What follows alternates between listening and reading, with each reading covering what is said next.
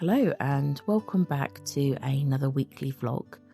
I'm starting off this week by making some maple pecan cookies that I saw on a vlog over on Instagram called the little blog of vegan. These cookies look super Moorish and perfect for autumn.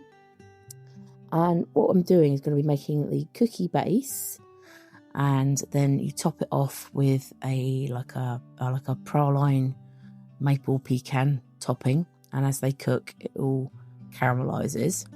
I may put some double cream on top as I did in the recipe I saw, and possibly this salted caramel sauce, but I think it might be sweet enough already. I don't normally do this, but I've set up all the ingredients beforehand just so I don't get muddled up. So I start off with soft butter, and then I'm going to add in some sugar.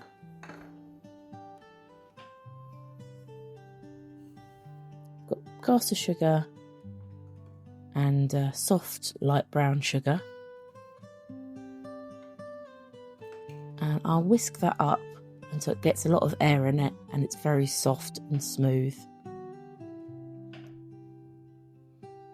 And we've just got a little bit of full fat milk, and I'm going to whisk that again so that's nicely incorporated. At this point I've got some self-raising flour, some bicarb of soda, some cinnamon and some allspice. Or is it mixed spice? I can't remember which way around it is, but it is all in the recipe. And we'll mix that up to form a dough.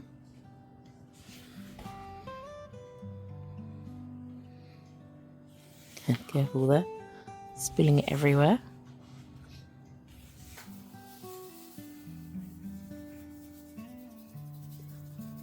And that's caster sugar I'm just pouring on the plate.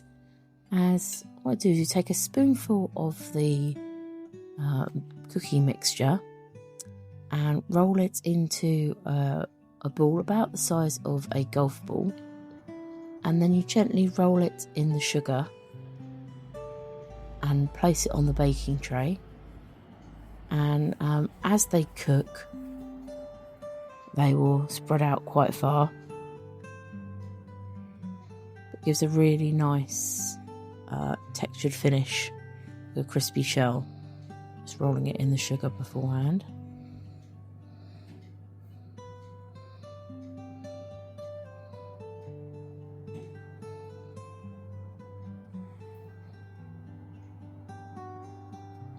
These do spread out quite far, so you don't need many per tray.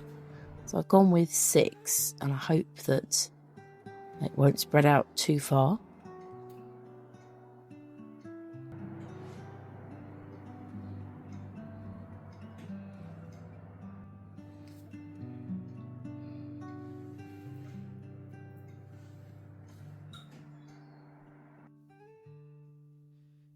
The idea with this recipe is to just make a little well in the top, so you've got somewhere to put the nut mixture.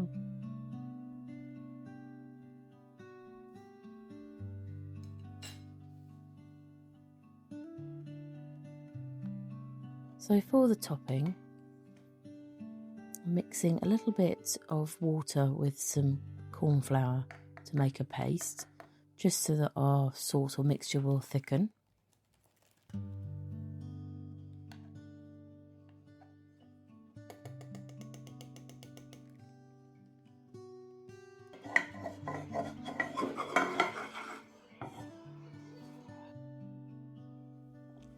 To the corn flour, I'm going to add some unsalted butter,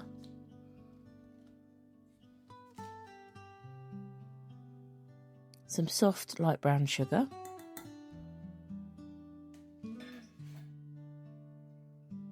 maple syrup,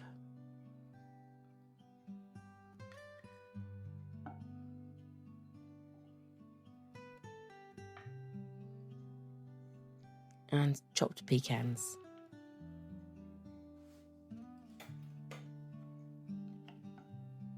And then I'm going to heat that through on the cooker for approximately 5 minutes until the corn flour thickens the syrup. And then I add a teaspoon of the mixture on top of each cookie and bake that for about 13 to 15 minutes. Did make a little mistake with these biscuits or cookies by adding the tray into the oven for about 5 minutes before I realised that I should have put the topping on first. But the tray where I did this first turned out a lot better on the tray where I added the mixture straight onto the raw dough. So if I make those again, I would actually bake the cookies for a few minutes first. It seemed to help the end result.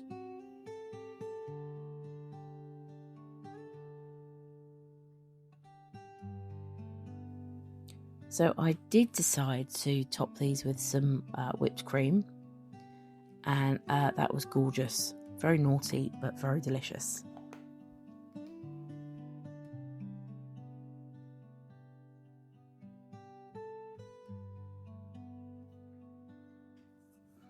So for an added little extra something, I did add a little bit of cinnamon on top of the cream as well. And these were a perfect tea time treat. A few weeks back, I put up some of my Halloween autumn decorations, and I had in mind that I really wanted some mushrooms or toadstools to add to some of the foliage that I got. I wanted to make some felt ones, but I just knew that time might have been an issue, and I wasn't quite sure how the concept would come together. But something else that I'd seen through a number of different places that seems to be going around is making little toadstools out of orange and sort of satsuma peels. So I thought I'd give that a go, as we always have loads of oranges and satsumas around the house. So I've taken a few. We'll keep the innards to eat for dinner later. And the idea is you just let the skins dry out slowly. You can either do this in somewhere quite warm and dry like an airing cupboard, or on very low, so about 80 to 90 degrees in the oven. Some of my peels split, as you can see from the one at the bottom there, but most turned out very nice and got a really deep, rich colour as they dried out in the oven. I'm going to add a little bit of paint and detail to make them look a little bit more toadstool-like, and also kind of remove the top there. These don't really need too much colour, but maybe a little bit of kind of brown and red will help them become more toadstool-like. Just using a little bit of acrylic paint here that I mixed up. And I'm going to brush that quite lightly on. You don't want to saturate it because these need to stay dry ideally. If they work out really well, I could put a layer of varnish on particularly the ones that are super dry, because you don't want any wetness in anything that you're going to be varnishing, otherwise the varnish just won't dry and they won't last.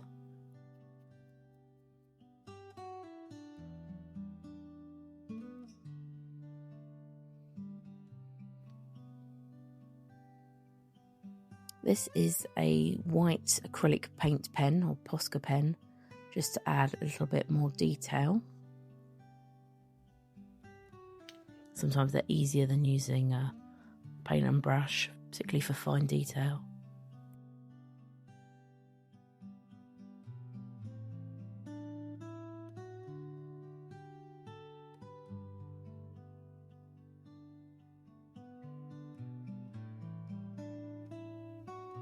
So to turn them into toadstools, a lot of the ideas that I've seen have been using sticks just from your garden or out and about.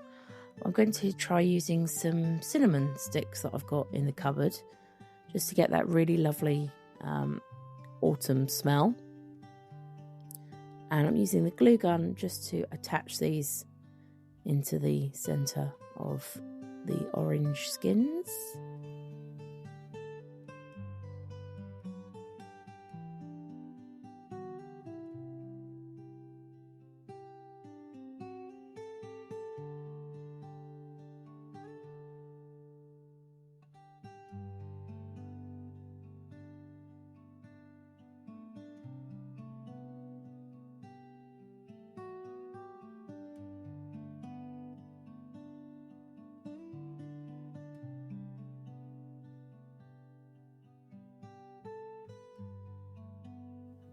And I rather like the way that these have turned out.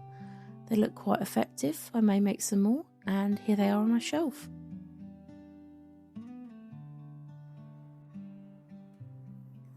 So our weekly shopping has arrived, and I thought I'd show you what we got.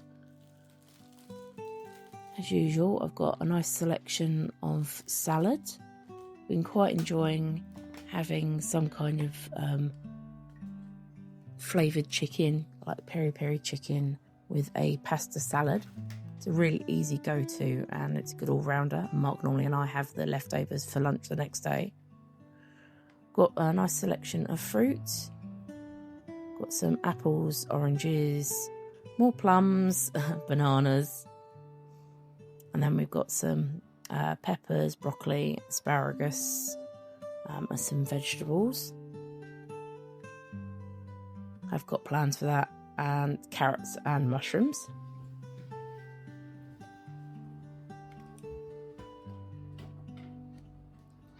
I've got some Yo Valley yogurts here because they were on offer. The yellow lemon curd ones are delicious. They're for me.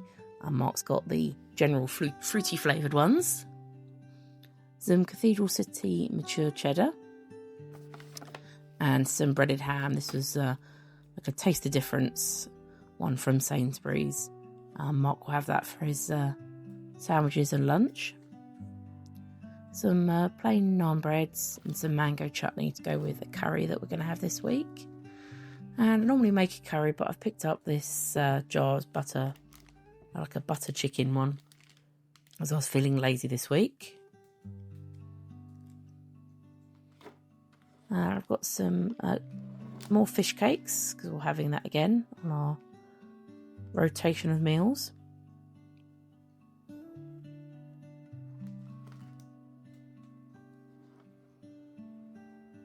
Some garlic granules, rich tea biscuits for Mark, and these two are for me.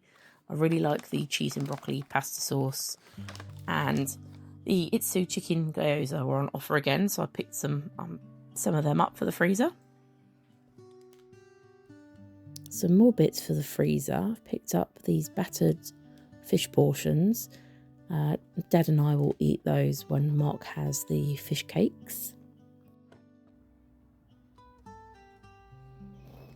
And we've got some ginger cordial there, and Mark's cheapo energy drinks. Then I've got a few bits, as I'd like to do a fondue later in the week. So I've got a bake at home roll, jar of gherkins, some pepperoni and chorizo slices, and then the crispy potatoes. I thought that'd be quite nice for the fondue as well.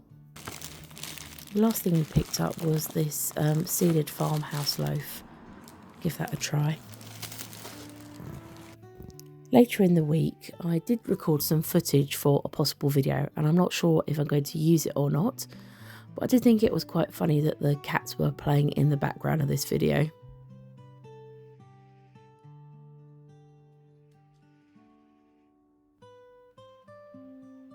On the Saturday evening, Mark and I headed over to Bognor Regis. Each September, as part of a puppet party event, they put on a film at the local cinema and have a guest speaker talking about the film. And this year it was Little Shop of Horrors, and they had a talk beforehand from some of the puppeteers, and it was very informative. In the entrance of the cinema in Bognor Regis were these beautiful parrot lanterns slash chandeliers. I've never seen anything like them. They're truly stunning. And I'm a very happy woman because I did get to have the fondue, although I couldn't find my fondue forks, so some regular forks would have to do. Hope you all had a great week, and I'll see you next time. Ciao for now.